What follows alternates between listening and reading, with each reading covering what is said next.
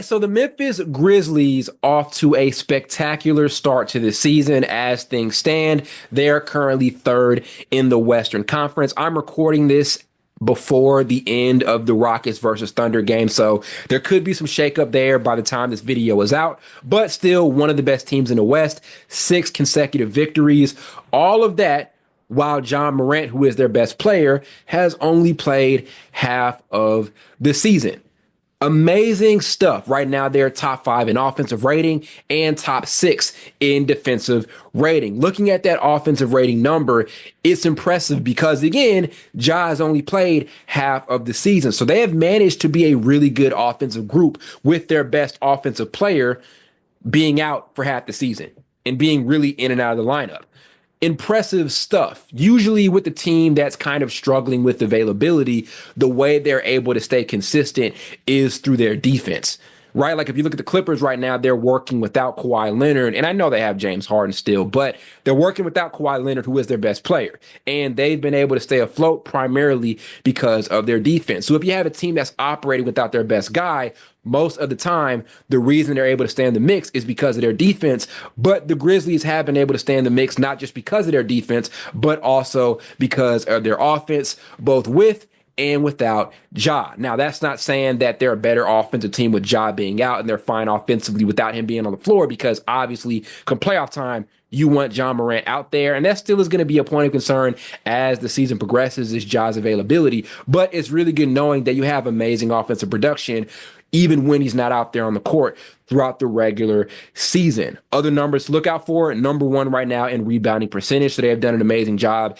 at controlling the boards, playing at a very quick pace. They have one of the best paces in the entire league, and a high percentage of their points are coming in the paint. So they are generating effective, efficient offense. And that's going to bring me to my first concept, something that I really, really like about this team that's been working for them, that I think has been a reason as to why they've been such a good team offensively, and that is their guard play. They have done an amazing job this season of getting their guards downhill and getting these high percentage looks. It's not just Ja, it's also Scotty Pippen Jr., and Jaylen Wells, the rookie, and Marcus Smart off the bench. Those guys are doing an amazing job at attacking the rim early in the offense too. So it's not like they're just sitting around and breaking guys down off the dribble in isolation situations, but early in the offense, they're doing a great job at attacking immediately off the catch, not wasting any time, playing early in the shot clock. That's something that a lot of trainers focus on for specific players, right? Is being able to attack immediately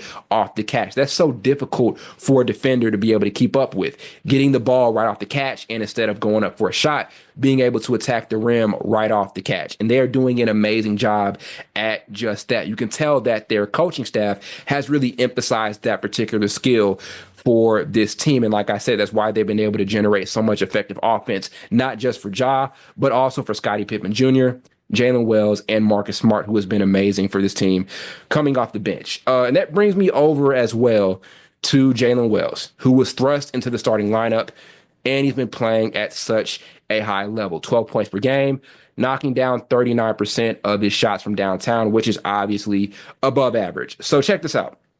One thing I love about the Grizzlies right now, not just this season, but over the last couple of years, they've made perfect usage of like those lesser known, more underrated draft picks. G.G. Jackson last season made all rookie second team.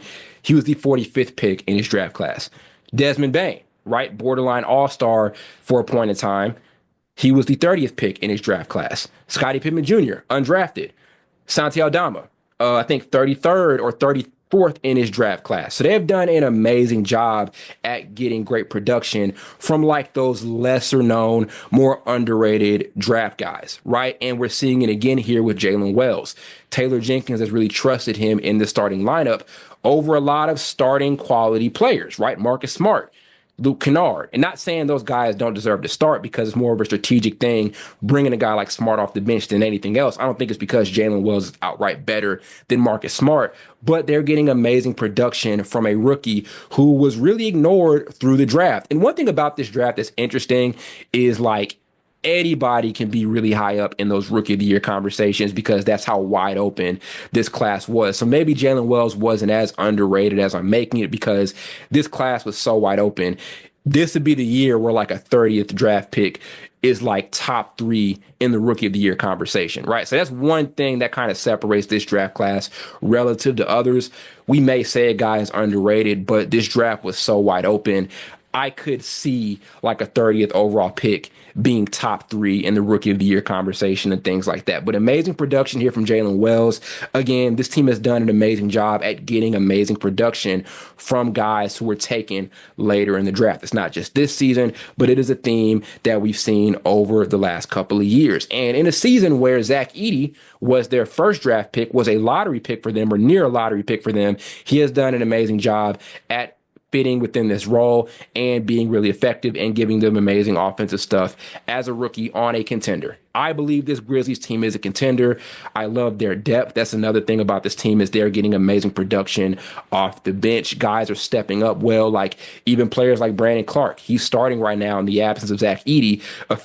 Expect him to be effective off the bench once Edey returns and he's back on the floor. But this team's depth is so good. I think that's one major separating factor for a lot of the teams right now in both conferences that are near the top of their conference is their amazing depth and play off the bench. If you look at the Cavaliers, getting amazing production from guys like Ty Jerome, right, and players like that. Same thing here with this Memphis Grizzlies squad.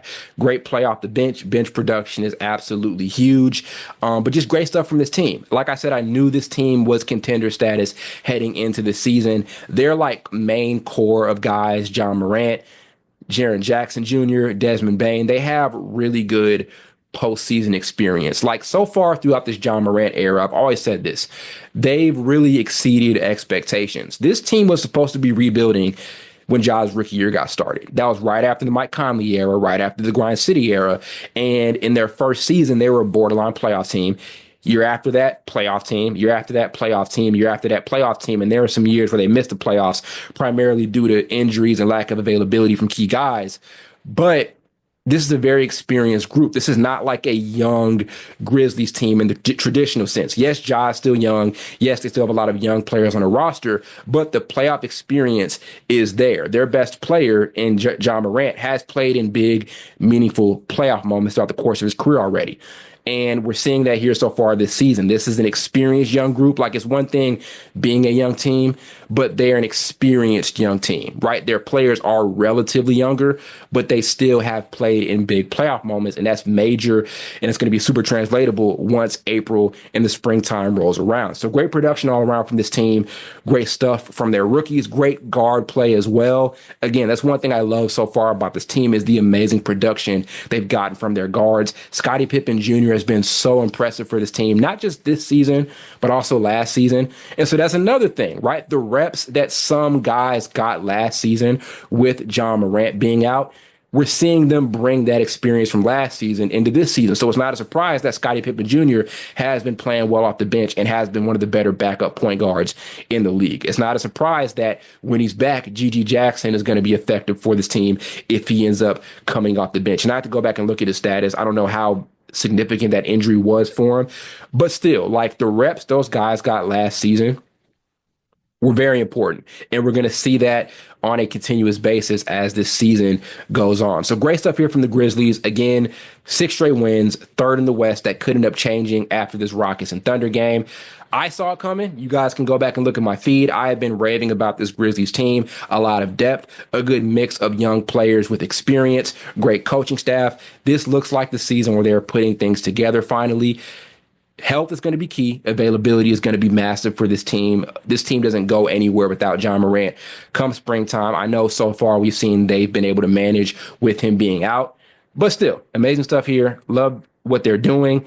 Great to see that the Grizzlies are back to being one of the cream of the crop teams in the West. And let's hope they can stay healthy and guys can stay available as this season continues to progress and as they're on this quest for solidifying themselves as a true championship contender in the stacked Western Conference.